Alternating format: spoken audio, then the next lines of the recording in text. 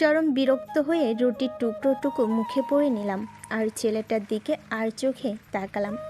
এখনও চেয়ে আছি আমার পাশে বসা মেয়েটির দিকে চেয়ে দেখলাম সেই মেয়েটিও খুব বিরক্ত বোধ করছে, কিন্তু লজ্জায় হয়তো কিছু বলতে পারছে না।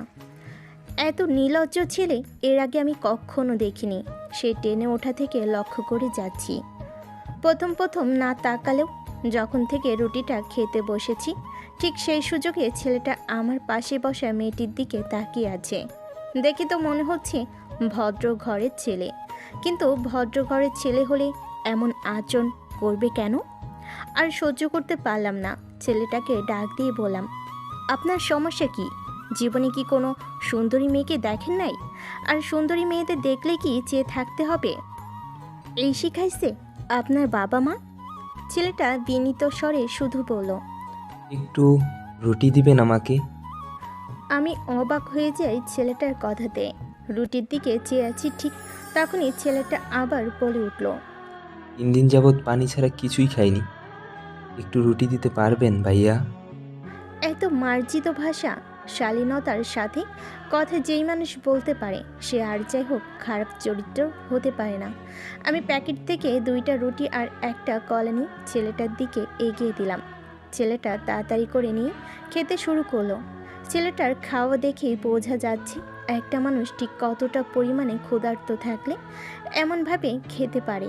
আমার ভাবনাটাকে থামিয়ে ছেলেটা বলে উঠল, আমি ক্ষুধা সহ্য করতে পারি না।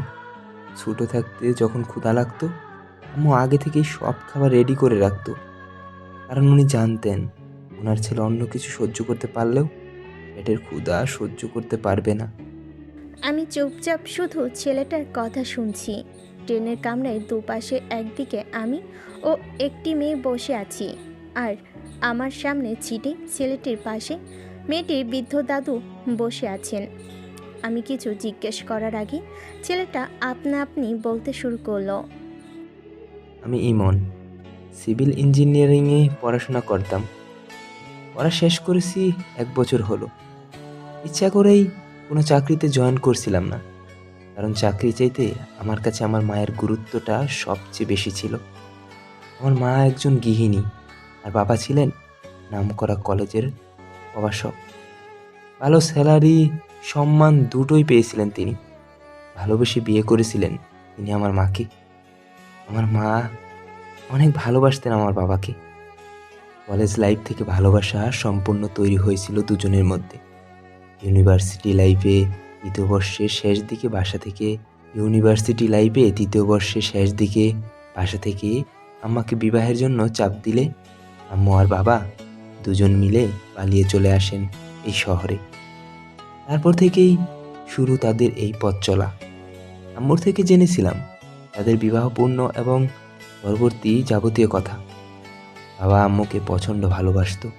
প্রতিদিন আম্মুর জন্য একটা করে গোলাপ ফুল নিয়ে এসে 1000 রকমের কবিতা শুনিয়ে আম্মুকে প্রপোজ করতেন। বাবা যেহেতু বাংলা প্রভাষক ছিলেন, সেহেতু কবিতা প্লাস রোমান্টিকতা বেশি ছিলেন আর কি। তাদের এই সুখটাকে আরেকটু বাড়িয়ে দেওয়ার জন্য হয়তো আমি এসেছিলাম। আব্বু আম্মুকে আগের চাইতেও বেশি পরিমাণে ভালোবাসতেন। ক্লাসের টাইমে ফোন দিয়ে আম্মুর শারীরিক অবস্থা জিজ্ঞেস করতেন। যেদিন আমি আসলাম ওনাদের জীবনে, আব্বু নাকি ক্লাসের সকল টিচার স্টুডেন্টদের মাঝে মিষ্টি বিলিয়েছিলেন। এতটা খুশি হয়েছিলেন যা বলে বোঝানো যাবে না। বাবা আমাকে অনেক ভালোবাসতেন, এতটা ভালোবাসতেন যে মা মাঝে মাঝে মুচকি এসে অভিমানী সুরে বলে উঠত, আমি কি পুরান হয়ে গেছি নি? হ্যাঁ, শুধু ছেলেকে ভালোবাসলে হবে? ছেলের মায়ের দিকে একটু খেয়াল রাখতে হবে। এত হাসি খুশি ভরা সংসারে আগুন জ্বালানোর জন্য আমার বাবার কলিগ জামশেদ চাচাই যথেষ্ট ছিলেন। প্রথমে বাবাকে পতিতাদের ব্যাপারে ভুলভাল কিছু বুঝিয়েছেন। তারপর বাবা যখন 1 দিন 2 দিন করে নষ্টপল্লীতে যেতে শুরু করেন, ঠিক তখনই আবার ভালো সেজে আম্মুকে বাবার নোংরা কাজের ব্যাপারে বলেছিলেন। নিজের বরের ব্যাপারে এত নোংরা বাজে কথা শোনার পরেও আম্মা চুপ করেছিলেন। শুধু রাত্রে অন্ধকারে ব্যালকনিতে দাঁড়িয়ে কান্না করতেন, যেটা আমি আড়ালে দাঁড়িয়ে চুপিসারে দেখতাম। কষ্ট হতো খুব আম্মুর জন্য। আমি তখন ইন্টার এক্সাম শেষ করে ইঞ্জিনিয়ারিংয়ের প্রথম সেমিস্টারে উঠেছি। একদিন বাবা হুট করেই এক মহিলাকে নিয়ে আসেন আমাদের বাসায়। আমি মহিলার ব্যাপারে জিজ্ঞেস করলে বাবা বলেন, এটা তোমার ছোট মা। আমি হতবম্বের মতো দাঁড়িয়েছিলাম। কানে শুধু একটা কথাই বারবার বাজছিল, এটা তোমার ছোট মা। পাশ থেকে আম্মুকে আঁচলে মুখ গুজে কান্না করতে চলে যেতে দেখেছিলাম। ভাবুন, একটা মেয়ে যিনি এই মানুষটার জন্য তার বাবা মা আত্মীয় স্বজন সব কিছু ছেড়ে ছুড়ে শুধুমাত্র এই মানুষটাকে ভালোবেসে চলে এসেছিল এই মানুষটার ভালোবাসা পাওয়ার জন্য, আর সেই মানুষটার এরূপ কাজ একজন স্ত্রী হিসেবে কেমন মেনে নিতে পারবে। এরপরে কাহিনীটা ঠিক নাটকের মতোই শুরু হয়ে গেছিল। যেখানে কৃতিত্ব আমার মায়ের থাকার কথা, সেখানে অধিকার ফলাতেন আমার ছোট মা। ছেলের বিয়ের বয়সে বাবার বিয়ের কথা শুনে আমার বন্ধুরা সবাই টিকটিরি করে বলেছিল, হ্যাঁ রে, তোর বাবা এই বয়সে এসেও আরেকটা পেয়ে গেল, আর তুই এখন অব্দি একটা গার্লফ্রেন্ড জোগাতে পারলি না। হ্যাঁ রে, তোর কি সমস্যা আছে নাকি? আমি চুপচাপ ওদের কথাগুলো শুনতাম, কিন্তু কিছু বলতাম না, কারণ বলার মতো কিছুই আমার কাছে ছিল না। একদিন সরাসরি বাবাকে বলেই দিই, হয় ওই মহিলা এই বাড়িতে থাকবে, নয়তো আমরা এই বাড়িতে থাকবো। বাবার সাফ উত্তর ছিল, ইচ্ছে হলে তোমরা বের হয়ে যাও, তোমার ছোট মা যাবে না। আমি তখন বাবার দিকে রুখে এগিয়ে গেলে আম্মু আমায় ওই দিনই জীবনে প্রথম থাপ্পড় মারে। গালটা ধরে যতটা থাপ্পড়ের জন্য কষ্ট পেয়েছিলাম, তার চেয়ে বেশি কষ্ট পেয়েছিলাম এই ভেবে যে জীবনের প্রথম চর দিয়েছেন আমার আম্মু আমাকে। আমাকে চর দিয়ে আমার চেয়ে আম্মুই বেশি কষ্ট পেয়েছে। এরপর থেকে বাবার সাথে কোনো রকমেই আমি কোনো কথা বলতাম না।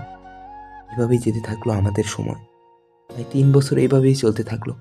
এই 3 বছরে আমার আম্মা শুকিয়ে পুরো কঙ্কাল হয়ে যান। মানসিক কষ্ট, যন্ত্রণার শারীরিক অসুস্থতায় উনি বিছানায় পড়ে যান। এরপরেও আমার মানুষরূপী জানোয়ার বাবাটার মনে একটু মায়া জন্মাইল না। মা মারা যাওয়ার আগে বলেছিলেন, সম্পর্কের মাঝে কখনো তৃতীয় কাউকে আসতে দিস না বাবা, কারণ ওই তৃতীয় মানুষটাই সেই সম্পর্কটার কবর দেওয়ার জন্য যথেষ্ট। আমি যখন মায়ের লাশের পাশে বসে মাকে জড়িয়ে ধরে কাঁদছিলাম, ঠিক সেই সময়ই ওই জানোয়ার নামে আমার বাবা এসে আমাকে বলেছিলেন, এত কান্নাকাটির কি আছে, যে যাওয়ার সে চলে গিয়েছে, আর মানুষ হয়ে জন্মালে তো মরতেই হবে, তাই না? কথাটা শোনার পর মুহূর্তে আমি শুধু বাবাকে একটা কথাই বলি, মানুষ হিসেবে জন্মাইছ, মরতে তো হবেই, তাই না? তো বুঝতে পারলে বাবা, পাশে থাকা শয়তানি ছোট মা আমার বাবার হাত চেপে ধরলে।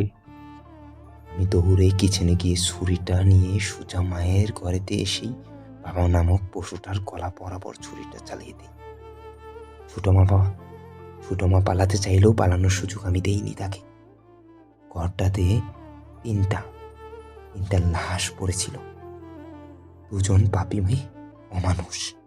কারণ আমি জানতে পেরেছিলাম ছোট মা বাবাকে পতিতাপল্লী থেকেই নিয়ে এসেছিল, আর একজন আমার মা, যিনি পবিত্র, সারা জীবন একা কষ্ট পেয়ে গেছিলেন, কখনো মুখ ফুটে বলেও নি নিজের কষ্টের কথা।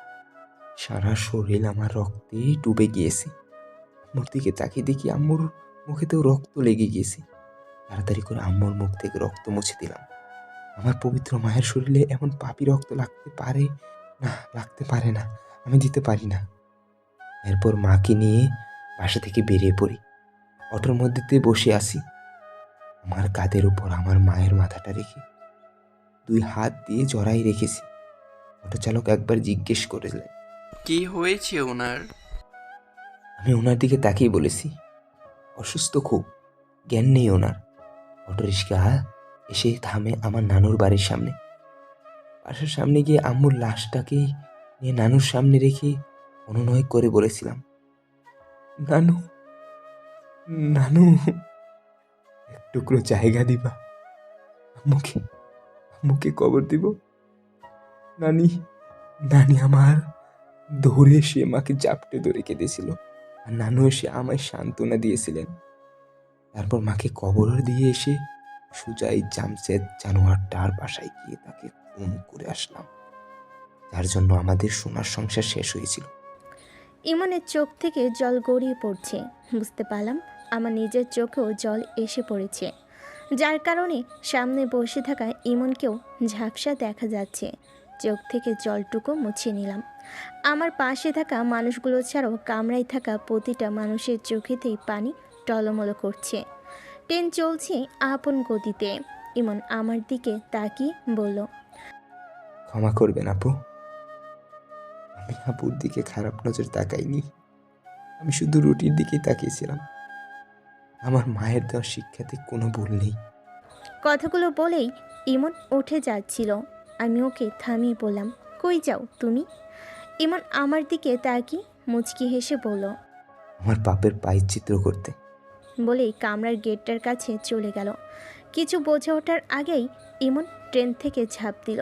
সাথে সাথেই কিছু রক্ত এসে আমার মুখে ছিটে পড়ল। আমি হাত দিয়ে রক্তটা দেখে জোরে কান্না করে দিই। ঝাঁপ দেওয়ার পরে ট্রেন লাইনের সাইডে থাকা লোহার খাম্বার সাথে হয়তো ইমনের আঘাত লাগে, আর ফলাফল একটা ফুটফুটে জীবনের অবসান। পুরো কামরার লোক ধুম ধরে বসে আছে। আমি ট্রেনের জানালা দিয়ে বাইরের দিকে চেয়ে আছি এক দৃষ্টিতে, যেই দৃষ্টি মাঝে মাঝে ঝাপসা হয়ে আসছে কিছু সময় আগেকার অভাগা মানুষটার জন্য। সম্পর্কের মাঝে কখনো তৃতীয় কাউকে আসতে দিবেন না, কারণ ওই তৃতীয় মানুষটাই যে কোনো সম্পর্কের খবর দেওয়ার জন্য যথেষ্ট। সমাপ্ত। গল্পটা কেমন হয়েছে অবশ্যই কমেন্টে জানাবেন। ধন্যবাদ আমাদের চ্যানেলের পাশে থাকার জন্য।